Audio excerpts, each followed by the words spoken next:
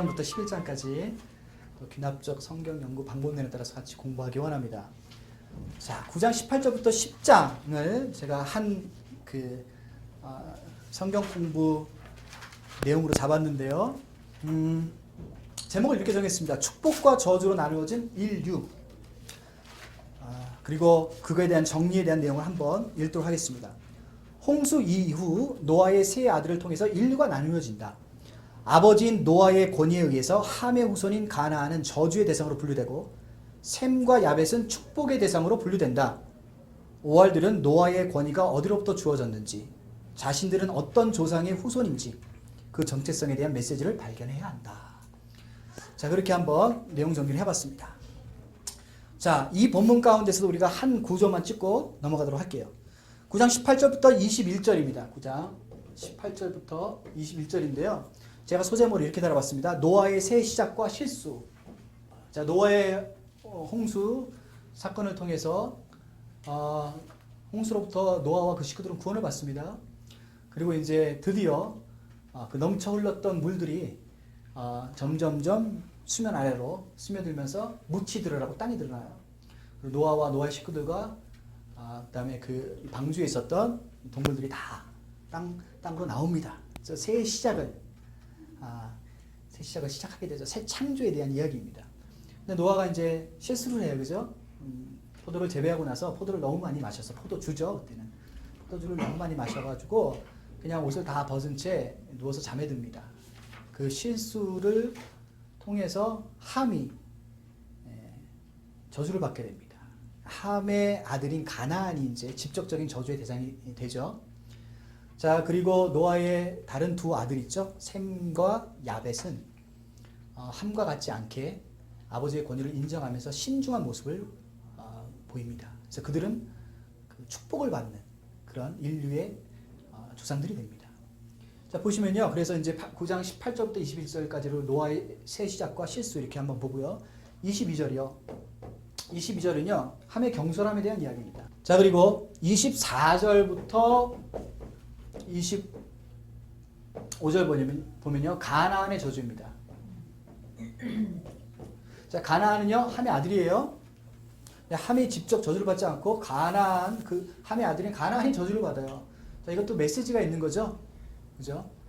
가나안은 지금 원독자들이 광야 삶을 통과해서 어디로 가고 있어요?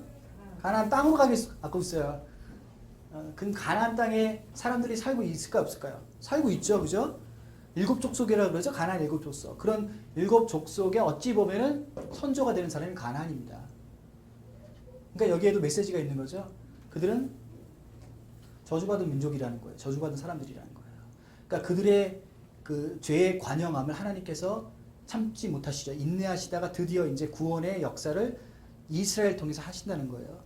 그래서 가나안 안에 있는 일곱 족속을 몰아내고 언약의 족속이요 축복의 족속인 이스라엘 족속을 가나안 땅으로 하나님께서 인도하사 그 땅을 통해서 하나님께서 영광 받으시고 예배 받으시기로 작정하셨다는 게 언약 구속적 그 과정과 성취의 내용 아니겠습니까?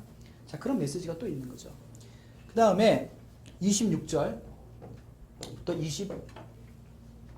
27절 보면요. 셈, 함이 축복을 받습니다. 그리고 28절부터 29절은요. 노아의 죽음입니다. 제가 여기 중간에 다 하나 안 썼는데요. 23절입니다. 23절은요. C에 해당되는데요. 셈, 야벳의 신중함입니다. 그러니까 이것과 대조가 되죠. 자, A로 보고요. 그 다음에 B로 보고요. 그리고 C로 봅니다. 그리고 여기는 B-로 보고 C-로 보고 A-로 봐요. A와 A-, 노아의 시작과 노아의 죽음. 그렇게 대조가 되죠. 시작과 죽음. 그 다음에 B와 B- 보면요. 함의 경솔함이 뭘 갖다 줘요? 함의 아들인 가나안의 저주로 이어지죠. 그리고 C와 C-는요. 셈과 야벳의 신중함이 셈과 야벳의 축복으로 이어지는 거죠. 그래서 이런 구조를 우리가 좀 보면서 오알들에게 주는 메시지를 우리가 여기서 또 건져낼 수 있죠. 그리고 여러분들에게도 하나님께서 주시는 메시지를 통해서 여러분들 삶에 적용해야 됩니다. 그래서 우리는 어떤 사람이 되어야 됩니까? 하나님의 권위. 그러니까 노아의 권위는 누구로부터 왔다고요? 하나님부터 왔잖아요. 그러니까 노아의 권위를 인정하는 것은 곧 하나님의 권위를 인정하는 것과 같다는 의미입니다. 그래서 아버지의 권위를 인정함으로써 신중했던 셈과 야벳, 그와 반대로 아버지의 권위를 인정하지 않은 함의 경솔함이 낳는 대조적 결과를 보세요. 그 결과를 통해서 지금 오알들이 자기네들의 조상이 누구인지를 찾아가는데 결국 자기네들의 조상은 이 세 아들 중에 누구로부터 자기의 조상이 시작됩니까? 여기서는 셈입니다. 그러니까 셈의 조상을 쭉 연결해서 아브라함 그리고 그 다음에 오알 이렇게 자기 정체 성도를 찾아가야 되겠죠. 그렇게 한번 우리가 또 이거는 병행 구조다 이렇게 불려도 괜찮습니다. 카야즘은 아니고요. 병행 구조다. 병행 구조를 통해서 또 메시지를 한번 살펴봤습니다. 11장 여러분들이 너무나 잘 아는 바벨탑 사건입니다. 자, 이 바벨 또는 바벨탑에 대한 이 역사적 어떤 자료가 있어요. 자, 이 바벨 또는 바벨탑이 어느 지역에서 일어났던 사건인가, 내용인가, 거기에 대한 이 지리적 증명, 그리고 그 당시의 어떤 문화 배경 이런 것들을 우리가 잠깐 엿볼 수 있는 비디오를 좀 같이 시청하시고 그 다음에 강의로 연결하도록 하겠습니다. 함께 좀 보실까요? 자, 어떻게 비디오 잘 보셨습니까? 네. 예. 그 세계의 4대 문명이 있잖아요. 그 첫 번째 그 문명이 꼽혔던 지리는 페르시아. 그 당시에는 이제 수메르인으로 분류될 수 있고요. 또는 우리가 잘 아는 그 갈대아 우루 지방. 우루라는 이 지역에 있는 도시를 중심으로 해서 그 페르시아 문명이 꼽힙니다. 자, 그 도시는 그 유프라테스 강과 티그리스 강이라는 그 강 사이 또는 그 주변에서 도시 문명 국가를 꼽히는데요. 항상 도시의 발달은 물과 밀접한 관련이 있죠. 물을 통해서 이제 식수를 제공받을 뿐만 아니라 농사 또는 목축업에도 물이 없으면요, 그들의 생계를 유지할 수 없기 때문에 강을 중심으로 해서 그 세계사의 그 문명의 역사가 꽃을 피우게 됩니다. 자, 그러면서 처음 국가라고 불릴 수 있는 도시국가가 탄생하는데요. 그 2000년, 어라운드 2500년에서 2000년 정도 BC죠. 가장 발달된 도시국가가 우루입니다. 우루. 그 우루에서 누가 나와요? 12장 가니까요. 아브라함이 우루에서 어떻게 표현할까요? 탈출합니다. 우루로부터 구원을 받습니다. 그 12장에 하나님께서 선택한 아브라함이라는 그 인물이 그 전장인 11장과 연결되어 있다는 걸 여러분 놓치시면 안 돼요. 그런 어떤 큰 그림 안에서 11장 바벨과 바벨탑의 사건을 이해하셔야 됩니다. 이걸 그냥 신화적으로만 이해하면 안 돼요. 그러니까 우리는 주로 이제 이런 설명들을 자주 들었어요. 바벨탑 그러면요, 사람들이 돌을 이용해서 탑을 넓게 쌓아서 구름을 뚫고 지나가서 하늘에 있다라는 어떤 신을 만나고자 하는 내용으로만 이해한단 말이죠. 여러분 상식적으로 이해해 보세요. 지금으로부터 약 4,000년, 4,500년 또는 5,000년 전에 사람들이 도대체 어떤 기술이 있길래 구름을 뚫고 올라가는 그런 건물을 지을 수 있었을까요? 그럴 수 없잖아요. 그죠? 쉽지 않습니다. 그러니까요, 이건 그런 단순한 신화적인 차원보다는 구속사적인 의미에서 메시지를 바라보는 게 참 중요합니다. 보세요. 노아는 어디로부터 구원받습니까? 홍수로부터 구원받죠. 그 구속사, 하나님이 주신 언약을 통한 구속사의 인물의 진전이 노아로부터 시작해서 누구로 가요? 아브라함으로 가죠. 그럼 노아는 홍수로부터 구원받죠. 물로부터 구원받고요. 그 다음에 아브라함은 11장에 나온 바벨, 즉 도시로 얘기하면요, 갈대아 우루. 하나님을 떠나 하나님처럼 되고자 했던 인간의 부패와 인간의 죄악, 인간의 타락이 가장 그 당시에 관영했던 우루라는 도시로부터 하나님께서 아브라함을 꺼내내신다는 거예요. 그게 구원의 내용이에요. 그죠? 나중에 가면요, 조카인 롯도 소돔과 고모라라는 타락의 도시로부터 구원을 받잖아요. 어디로부터 구원을 받느냐에 대한 이야기를 사건과 인물별로 지금 진전시키고 있는 것을 여러분들이 큰 그림으로 그려내셔야 돼요. 그러면요, 오알들은요, 어디로부터 구원받았다고요? 애굽, 이집트로부터 구원받은 하나님의 백성, 오알, 이스라엘. 이렇게 되는 거예요. 연결이 되시죠? 자, 그래서 바벨탑의 사건을 신화로서만 이해하면 굉장히 곤란하다. 구속사, 언약적 과정과 성취의 이 내용으로 여러분들이 이해를 하셔야 된다. 그렇게 한번 보시고요. 자, 11장 1절 보면요. 땅의 언어가 하나여 말이 하나였더라. 이렇게 적혀 있고요. 7절 보세요. 자, 우리가 내려가서 거기서 그들의 언어를 혼잡게 하여 그들이 서로 알아듣지 못하게 하자. 9절이요. 그러므로 그 이름을 바벨이라 하니 이는 여호와께서 거기서 온 땅의 언어를 혼잡게 하셨습니다. 여호와께서 거기서 그들을 온 지면에 흩으셨느니라.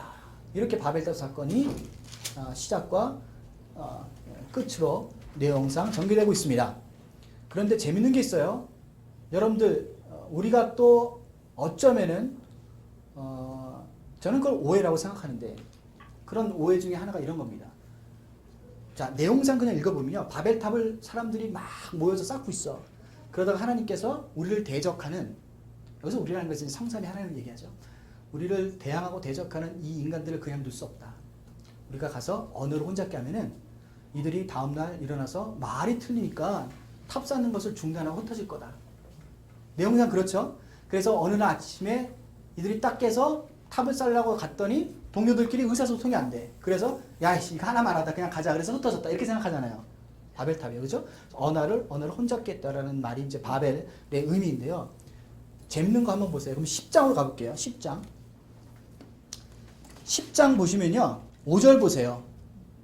이들로부터 여러 나라 백성으로 나뉘어서 각기 언어와 종족과 나라대로 바닷가의 땅에 머물렀다. 이렇게 돼 있죠?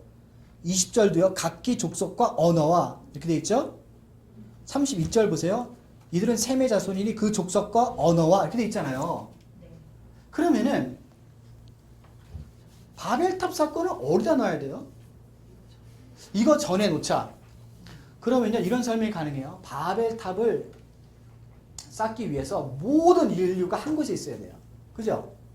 그래야지 같은 언어를 사용했던 사람들이 바벨탑의 저주를 통해서 언어가 혼잡게 됨으로 나뉘어지는 거잖아요. 그죠? 그럼 같은 인류가 바벨탑 사건 안에 다 있어야 돼요. 셈과 함과 야벳, 그 후손들도 이 바벨탑 사건이 있기 전에는 메소포타미아의 어느 한 지역에 같이 모여 살아야 돼. 흩어진 적이 없어야 돼. 그래야지 언어가 혼잡게 돼서 그 다음에 지방과 나라대로 흩어졌다는 얘기가 가능하잖아요. 그렇죠?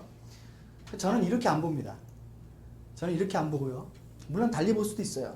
저는 어떻게 해석하냐면요. 11장 1절이요. 언어가 하나라는 말은 이 언어를요. 우리가 지금 쓰고 있는 language, 한국말, 뭐 영어, 일본어, 중국어, 뭐 프랑스어 이런 언어의 나눔이라기보다는 저는 이 언어를 세계관이라고 봐요.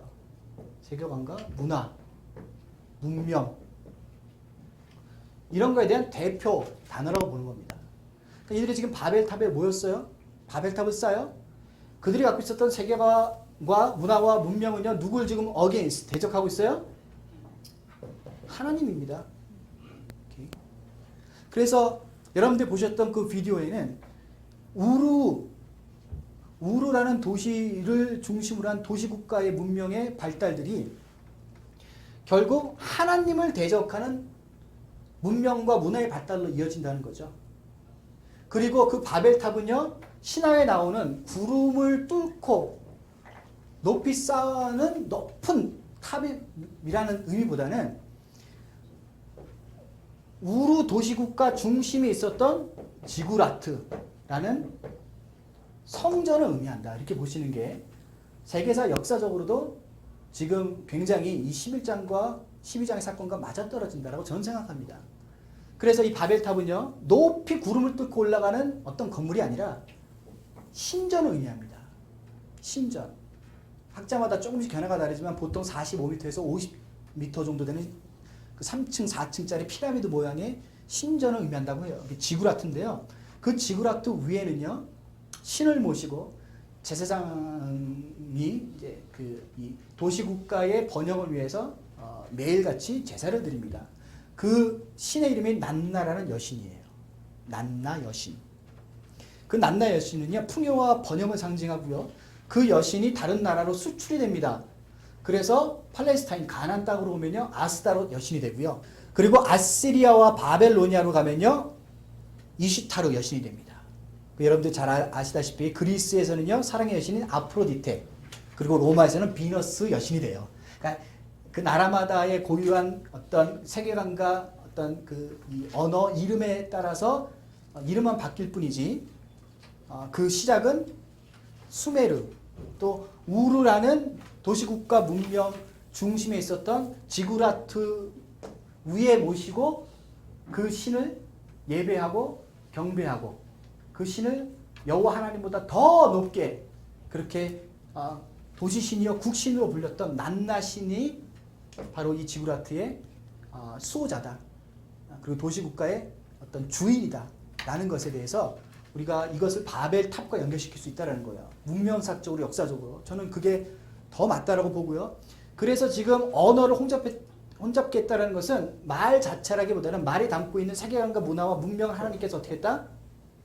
심판으로. 그러니까 마치 노아 홍수에서 홍수를 통해서 심판하신 것처럼 지금은 도시국가의 하나님을 대항하는 세계관과 문화와 문명을 심판하사 이곳으로부터 누구를 탈출시키고 구원하세요? 12장 아브라함. 이렇게 이어진다 구속의 사건이. 그래서 11장의 바벨탑을요 우리가 익히 알다시피 그냥 탑을 높게 쌓다가 언어가 그냥 하루아침에 달라서 흩어져서 끝이 아니라 구속사적인 역사적 의미에서 아브라함 그 전에 11장에 이 바벨탑, 즉 지구라트 안에 있는 또는 지구라트를 중심으로 해서 하나님을 대항하는 문명의 발달들 이런 것들을 하나님께서 조금씩 하나님의 의도에 따라서 희석시키고 거기로부터 아브라함을 구원해내시는 과정 중에 한 과정으로 지금 11장이 등장한다. 저는 이렇게 봅니다. 여러분들은 뭐 다르게 생각하셔도 괜찮습니다. 근데 이렇게 여러분들 5할 입장에서 보면요. 어디로부터의 구원. 그래서 그 구원받은 백성들이 하나님 나라의 통치를 받고 하나님만을 예배하면서 하나님이 누구이신가를 그 이웃과 열방에 계시하고 알리는 자로서 하나님께서 그들을 콜링하시고 부르셨다라는 것과 같이 연결시키면요. 더 선명하게 성경 전체에 대한 흐름과 어떤 그 그림들을 여러분들 이해할 수 있으라고 봅니다. 괜찮죠? 네. 그래서 오늘은요 우리가 바벨탑 11장 사건까지 함께 좀 연결해서 기독적 성경 방법에 따라서 같이 공부해봤습니다. 수고 많이 하셨어요. 다음에 또 뵙겠습니다. 예, 감사합니다.